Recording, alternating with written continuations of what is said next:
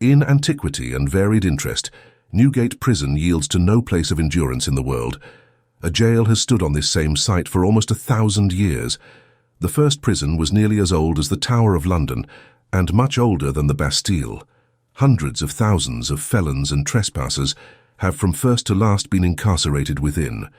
To many, it must have been an abode of sorrow, suffering, and unspeakable woe, a kind of terrestrial inferno, to enter which was to abandon every hope. Imprisonment was often lightly and capriciously inflicted in days before our liberties were fully won, and innumerable victims of tyranny and oppression have been lodged in Newgate. Political troubles also sent their quota. The jail was the halfway house to the scaffold or the gallows for turbulent or short-sighted persons who espoused the losing side. It was the starting place for that painful pilgrimage to the pillory or whipping post, which was too frequently the punishment for rashly uttered libels and philippics against constituted power. Newgate again was on the high road to Smithfield. In times of intolerance and fierce religious dissensions, numbers of devoted martyrs went thence to suffer for conscience' sake at the stake.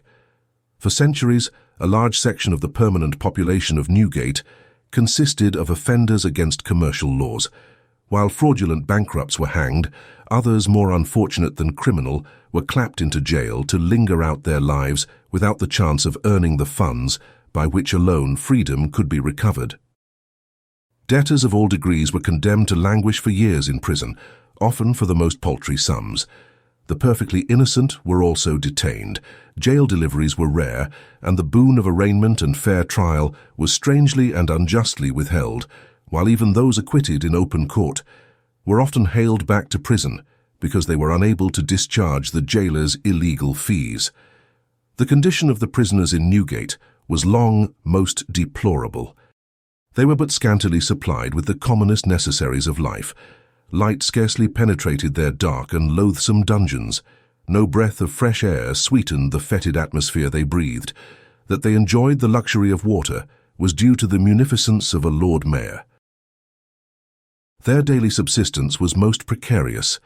Food, clothing, fuel were doled out in limited quantities as charitable gifts. Occasionally, prosperous citizens bequeathed small legacies to be expended in the same articles of supply. These bare prison allowances were further eked out by the chance seizures in the markets, by bread forfeited as inferior or of light weight, and meat declared unfit to be publicly sold.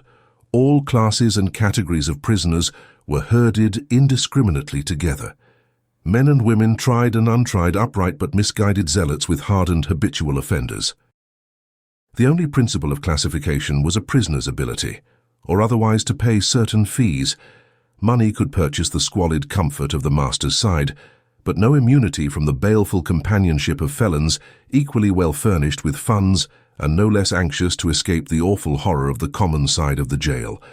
The weight of the chains which innocent and guilty alike wore depended upon the price a prisoner could pay for easement of irons, and it was a common practice to overload a newcomer with enormous fetters and so terrify him into lavish disbursement. The jail at all times was so hideously overcrowded that plague and pestilence perpetually ravaged it, and the deadly infection often spread into the neighboring courts of law. The foregoing is an imperfect but by no means overcolored picture of Newgate, as it existed for hundreds of years, from the 12th century indeed to the 19th. The description is supported by historical records, somewhat meagre at first perhaps, but becoming more and more ample and better substantiated as the period grows less remote. A reference is constantly made to it in the history of the times. It was the natural receptacle for rogues, roisterers, and masterless men. It is described as a hotbed of vice, a nursery of crime. Drunkenness, gaming, profligacy of the vilest sort went forward in the prison without let or hindrance. Contemporary petitions preserved in the state papers, penned by inmates of Newgate pining for liberty, call their prison house a foul and noisome den. The jailer, for the time being, was certain to be a brutal partisan of the party in power, especially bitter to religious or political opponents who fell into his hands. But too frequently also, he was a rapacious, extortionate, overreaching despot whose first and only thought was to turn the prisoners into profit and make all the money he could out of those whom the law put completely in his power. How desperate was the case of the bulk of the inmates of Newgate will take precious time. A few brief facts will suffice here to give a general idea of this foul prison house. The whole place except the press yard was so dark that candles, links or burners were used all day long. The air was so inconceivably disgusting that the ventilator on the top of the prison could exercise no remedial effect. That malignant disease, the jail fever, was chronic, and deaths from it of frequent occurrence. Doctors could be got with difficulty to attend the sick in Newgate, and it was long before any regular medical officer was appointed to the prison. Evil was in the ascendant throughout. Wickedness and profligacy prospered. The weakest always went to the wall. Tyranny and oppression were widely practiced. Not only were the jailers extortionate, but their subordinates, the inferior turnkeys, even the bedmakers, and the gatekeeper's wife levied blackmail on the pretense of affording relief, and with threats or actual ill usage when payment was withheld. Certain favored prisoners wielded recognized authority over their fellows.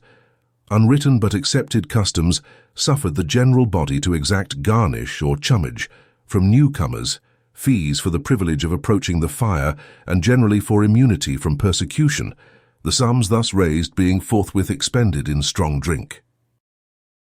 Bither cellarmen were selected prisoners who could sell candles at their own prices, and got a percentage upon the liquors consumed with other advantages.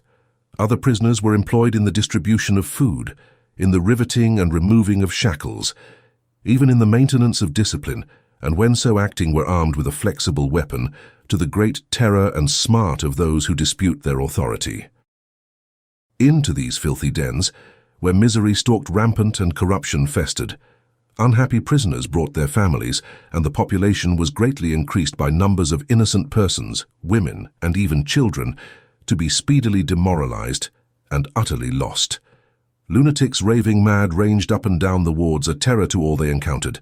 Common women were freely admitted, mock marriages were of constant occurrence, and children were frequently born within the precincts of the jail. There was but little restriction upon the entrance of visitors.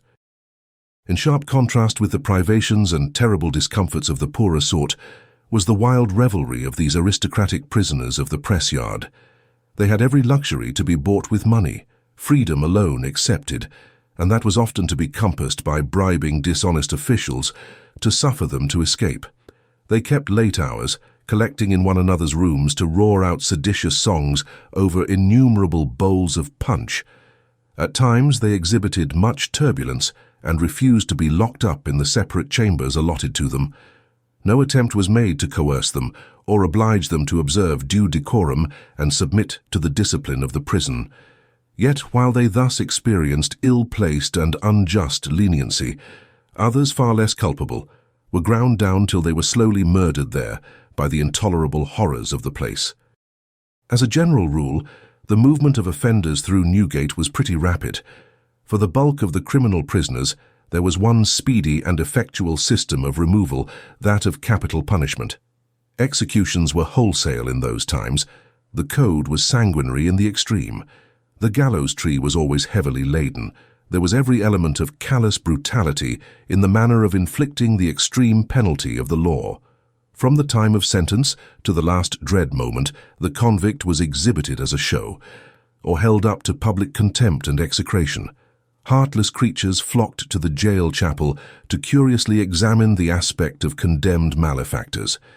Men who had but a short time to live mingled freely with their fellow prisoners, recklessly carousing and often making a boast that they laughed to scorn and rejected the well-meant ministrations of the ordinary.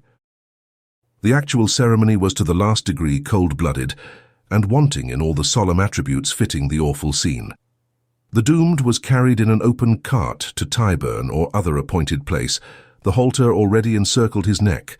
His coffin was at his feet, by his side the chaplain or some devoted amateur philanthropist and preacher, striving earnestly to improve the occasion. For the mob, it was a high day and holiday. They lined the route taken by the ghastly procession, encouraging or flouting the convict according as he happened to be a popular hero, or unknown to criminal fame. In the first case, they cheered him to the echo, offered him bouquets of flowers, or pressed him to drink deep from St. Giles's bowl. In the latter, they pelted him with filth and overwhelmed him with abuse. The most scandalous scenes occurred on the gallows. The hangman often quarrelled with his victim over the garments, which the former looked upon as a lawful perquisite, and which the latter was disposed to distribute among his friends. Now and again the rope broke or the drop was insufficient, and Jack Ketch had to add his weight to the hanging body to assist strangulation. Occasionally there was a personal conflict, and the hangman was obliged to do his office by sheer force. The convicts were permitted to make dying speeches, and these orations were elaborated and discussed in Newgate weeks before the great day, while down in the yelling crowd beneath the gallows, spurious versions were hawked about and rapidly sold. It was a distinct gain to the decency and good order of the metropolis when Tyburn and other distant points ceased to be the places of execution, and hangings were exclusively carried out in front of Newgate, just over the debtors' door. But some of the worst features of the old system survived. There was still the melodramatic sermon in the chapel hung with black, before a large congregation collected simply to stare at the convicts, squeezed into one pew, who, in their turn, stared with mixed feelings at the coffin on the table just before their eyes. There was still the same tumultuous gathering to view the last act in tragedy, the same bloodthirsty mob swaying to and fro before the gates, the same blue-blooded spectators. Their populace were like degenerate Romans in the amphitheatre, waiting for the butchery to begin. They fought and struggled desperately for front places. People fell and were trampled to death.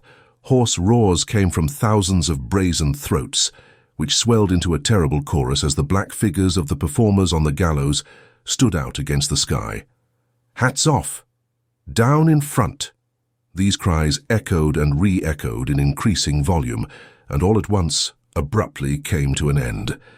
The bolt had been drawn, the drop had fallen, and the miserable wretch had gone to his long home.